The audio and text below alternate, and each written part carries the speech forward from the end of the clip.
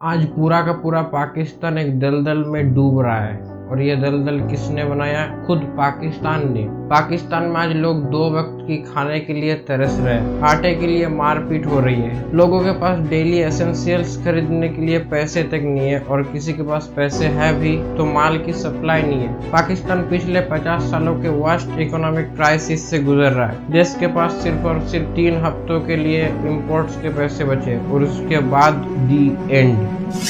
तो आखिर पाकिस्तान जैसे एक डेवलपिंग कंट्री की हालत इतनी बदतर की हुई आई ये गहराई से समझते हैं।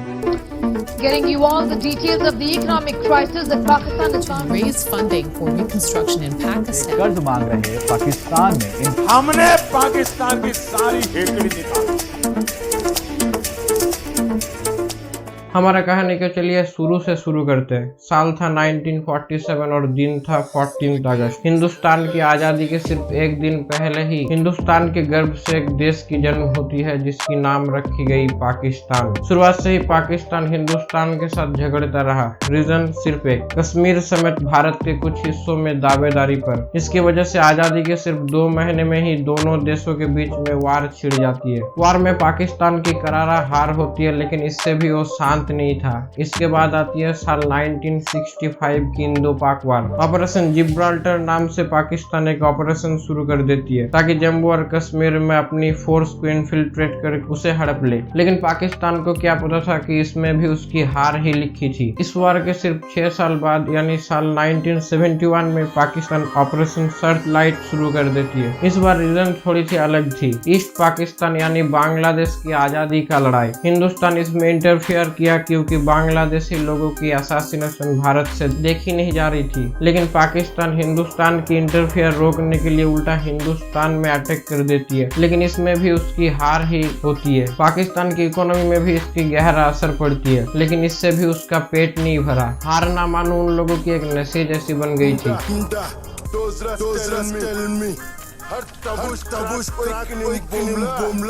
साल 1999 में कश्मीर की कारगिल रीजन में पाकिस्तानी सोल्जर्स भारी मात्रा में इन्फिल्ट्रेट कर आसपास के इलाकों को हड़पने की कोशिश करती है। लेकिन उसे क्या पता था कि पीछे शेर उसका इंतजार कर रही है। लगातार लात और चकमा खा के लास्ट में पाकिस्तानी सोल्जर इस इलाके से पीछे हटते हैं। ये तो थे मेजर इंडो पाक वार, लेकिन इसे छोड़कर भी पाकिस्तान ने बहुत बार हिंदुस्तान में हमला करने की कोशिश की है। रिसेंटली साल 2019 में पाकिस्तान की पुलवामा अटैक और उसके बदले भारत के सर्जिकल स्ट्राइक ने उसे धूल चटा दी। अगर मोदी जी की भाषा में बोले तो हमने पाकिस्तान की सारी हेकड़ी निकाल दी।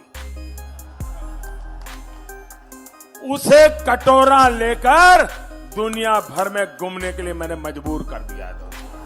पाकिस्तान पिछले 75 सालों से भिखारी की तरह पेशा रहा है। ऐसा मैं नहीं बल्कि खुद पाकिस्तान के पीएम शहबाज शरीफ कह रहे थे। आज पाकिस्तान की हालत किसी अफ्रीकन कंट्री से भी बदतर है। इसे आप अनदर श्रीलंका भी कह सकते हो। वीडियो में आगे बढ़ने से पहले एक बात, यह वीडियो होते तो 8 से 9 मिनट के, लेकिन इसे बनाने में मुझे कई दिनों की मेहनत लग जाती है। तो अगर आपको मुझे पसंद है, मेरी काम पसंद हो तो प्लीज इस वीडियो को लाइक और शेयर कीजिएगा, चैनल को सब्सक्राइब कीजिएगा। Chapter 1, Why is Pakistan begging for help? जरा इस वीडियो को देखिए। ये भी कौम से अपील करूंगा कि हम चाय की एक प्याली 2 प्यालियां कम कर दें, क्योंकि जो चाय हम इंपोर्ट करते हैं वो भी हम उधार लेकर इंपोर्ट करते हैं। अपने कुछ महीने पहले सोशल मीडिया में यह वीडियो जरूर देखा होगा जहां पर पाकिस्तानी मिनिस्टर लोगों को चाय पीना कम करने के लिए कह रहे हैं, क्योंकि पाकिस्तान एक टी इम्पोर्टर कंट्री और आज पाकिस्तान के पास चाय खरीदने के लिए एनफ पैसे नहीं है। पाकिस्तान में डेली एसेंशियल्स के दाम दिन ब दिन बढ़ते जा रही है। जहाँ इन्फ्लेशन हर कंट्री में 5 से 6% है, उसी इन्फ्लेशन पाकिस्तान में 23 से 30% तक चली गई। मतलब जो चीज पिछले साल पाकिस्तान में 100 रुपए में मिलती थी, आज उसी चीज को खरीदने के लिए 130 रुपए खर्च करनी पड़ेगी। आज पाकिस्तान के कई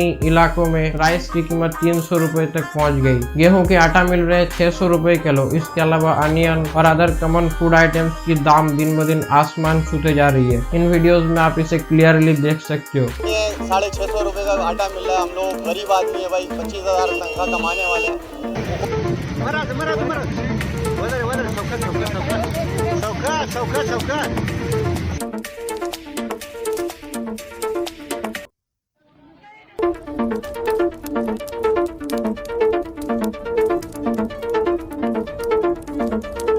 शॉपिंग मॉल्स और मार्केट्स को ये इंस्ट्रक्शन है कि रात 8:30 से पहले सारी लाइट्स ऑफ करने की, क्योंकि इलेक्ट्रिसिटी की शॉर्टेज हो रही है। इलेक्ट्रिसिटी प्रोड्यूस करने के लिए जो ऑयल और गैस की आवश्यकता है उसे भी इंपोर्ट करने के लिए पाकिस्तान के पास इनफ पैसे नहीं है। ऑयल और बिजली शॉर्टेज की वजह से पाकिस्तान की रेलवे गहरी संकट में पड़ गई। देश की सरकार यह डिसीजन लिया है कि आने वाले कुछ दिनों में ही टोटल इलेक्ट्रिसिटी कंजप्शन 50% तक रिड्यूस करनी पड़ेगी। देश की कैबिनेट मीटिंग्स भी सनलाइट में हो रही है ताकि अगर थोड़ी सी भी इलेक्ट्रिसिटी की बचत हो सके। गवर्नमेंट एम्प्लॉयज को वर्क फ्रॉम होम करने की आदेश दी गई है। इन शॉर्ट पाकिस्तान आज पाई जोड़कर पैसा बचाने की कोशिश कर रहा है। Chapter 2 reasons for economic crisis. Pakistan back to back disasters का सामना कर रहा है। Political disaster, economic disaster and climate disaster. One by one तीनों टॉपिक्स को समझते हैं। पाकिस्तान की पॉलिटिकल हिस्ट्री कोई गेम से कम नहीं है। 1947 यानी आजादी से पाकिस्तान 29 पीएम को देख चुका है, लेकिन इसमें से कोई भी अपनी tenure that is 5 years complete नहीं कर पाया। सभी को अपने पोस्ट से निकाला गया, या तो करप्शन की वजह से या फिर मिलिट्री कू की। वीडियो के शुरुआत में ही हमने बात किया कि पाकिस्तान कैसे शुरू से ही वार्स को बढ़ावा देती आ रही है और इसका नतीजा उसके ऊपर ही पड़ा।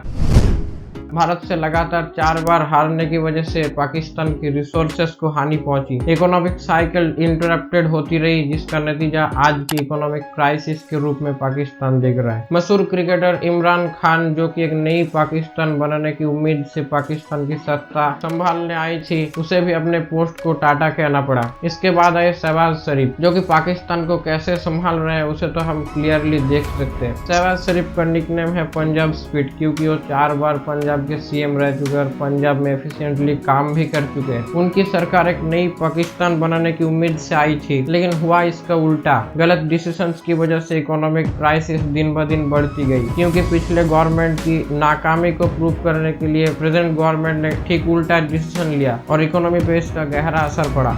अब बात करते हैं इकोनॉमिक क्राइसिस के बारे में।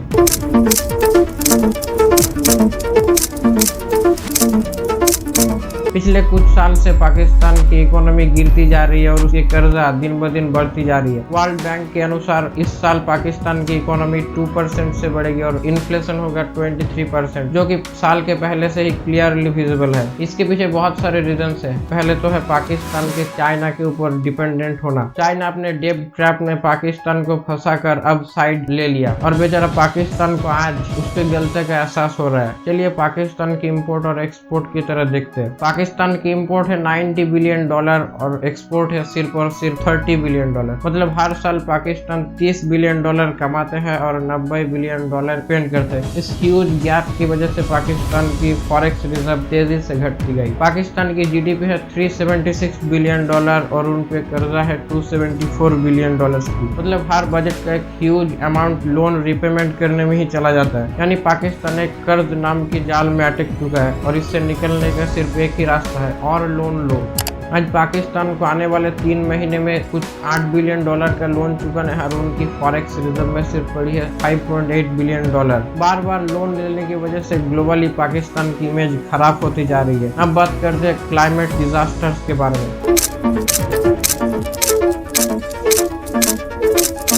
पिछले साल यानी साल 2022 में पाकिस्तान के कई इलाकों में भारी बाढ़ आए और इसकी वजह से $30 बिलियन की नुकसान हुआ है। बाढ़ की वजह से पाकिस्तान के कई इलाकों में फसल का बहुत नुकसान हुआ है। बाढ़ की वजह से कई लोगों की मौत हुई है, कई लोग बेघर भी हुए हैं। पाकिस्तान जो कि ऑलरेडी एक स्ट्रगलिंग कंट्री है, उसके लिए ये बाढ़ बहुत सारी मुसीबत ले गई। फ्लड की चपेट से निकलने के लिए पाकिस्तान की और बहुत देशों ने अपनी हेल्पिंग हैंड को बढ़ा दिया है और उसको $90-100 करोड़ की अमाउंट मिली है। ये कोई लोन नहीं है, ये एक फंडिंग है। तीनों दिख से आती हुई परफेक्ट स्टॉर्म ने पाकिस्तान को अपनी चपेट में ले ही रही थी। उसके बाद आती है तालिबान की अटैक। टीटीपी नाम के एक संगठन ने पाकिस्तान को 4 हिस्सों में बांटने के लिए प्रदर्शन शुरू कर दिया। रोज पाकिस्तान के वेस्टर्न इलाकों में बमबारी हो रही है। मतलब जो देश इतने दिन से टेररिज्म को फंडिंग करते आ रहे हैं, उसी देश को आज टेररिज्म से डर लग रहा है। ये तो नाग को दूध पिलाने जैसी है। अब इन सब घटना को देखते हुए एक बात हमारे मन में आती है कि इससे इंडिया पर कोई असर पड़ेगा या नहीं।